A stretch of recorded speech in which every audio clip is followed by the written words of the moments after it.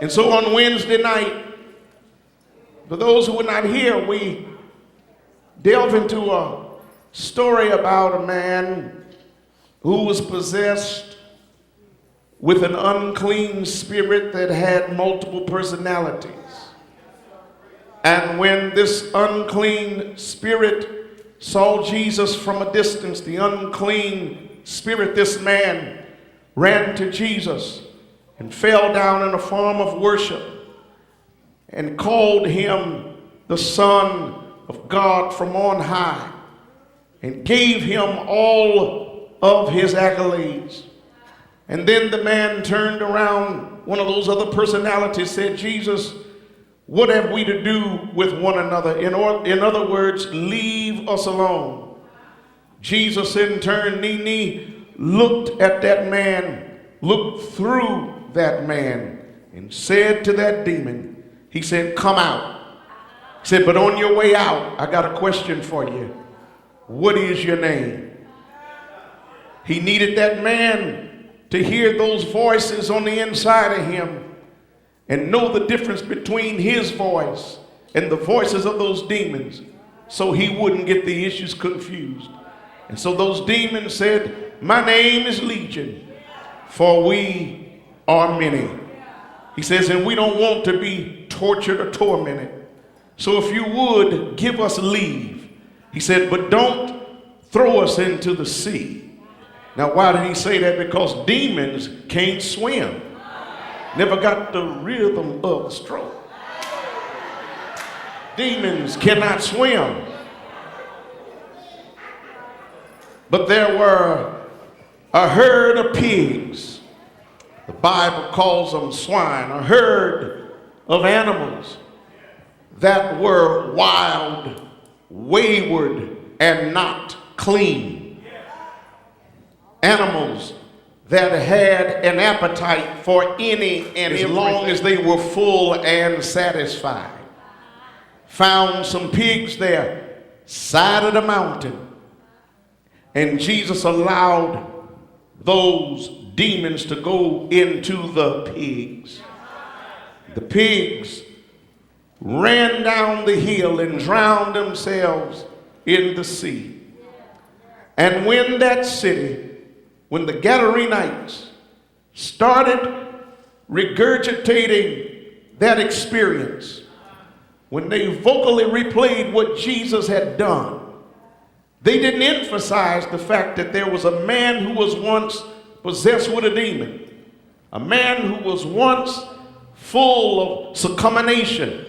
And we know what to be possessed by succumbination is. Come from the word succumb. Did I make it up? Yes, I did. Yes, I did. The word succumb means to give up. And this man was graveyard giving up, which means it was all over. Not only that, the man was possessed with a demon of sorrow and sadness and a demon of self-hatred. The man would cut himself, no self-respect, run around the graveyard in front of naked folk, in front of dead folks naked. But when Jesus called the demons out of him, when they found him, he was sitting down, clothed and in his right mind. And when the people started testifying as to what had happened, they didn't emphasize the fact that the man was healed, but they emphasized the method by which he was healed, because the method by which he was healed, it did a few things.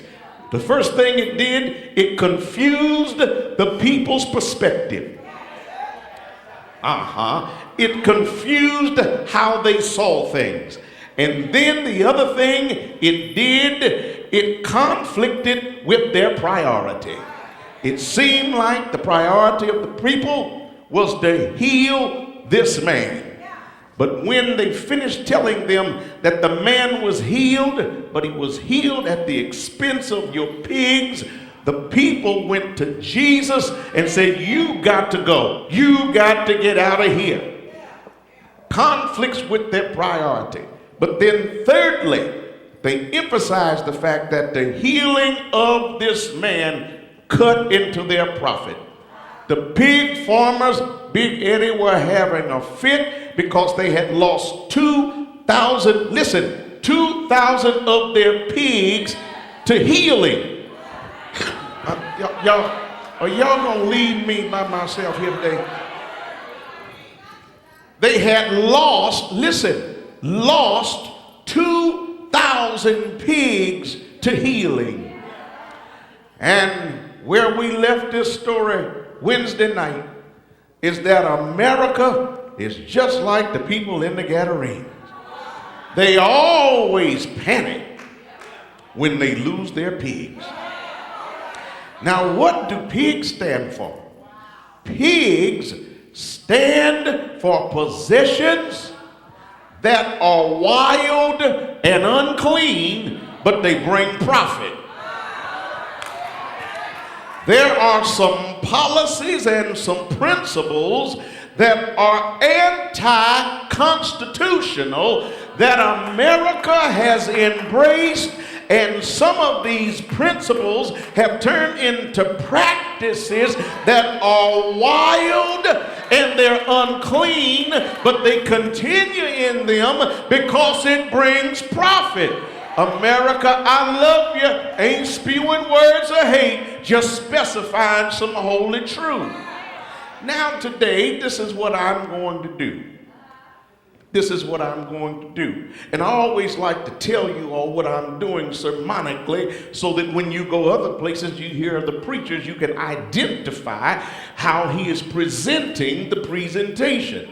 Now, last week, what I did, I gave you an expository message, and the way I did it was I made it very relative, and I made it very applicative to the times. And usually what I do when I do an expository message that has the 3 points, the introduction and the 3 points, I weave and I interweave some illustrations into the meat of the supportive statement so you can understand what I'm saying. Amen? But what I'm doing this time, because on Wednesday I had to make sure that you got the meat of the matter, I saved the illustration of the premise for today. And so today what I'm going to do is give you some facts to prove what I had propped up as a premise on Wednesday night. I want to prove to you that America always has panic attacks when she starts to lose things that are wild and unclean, but brings her profit. And America's got to understand there are few of us that view people more valuable than pigs.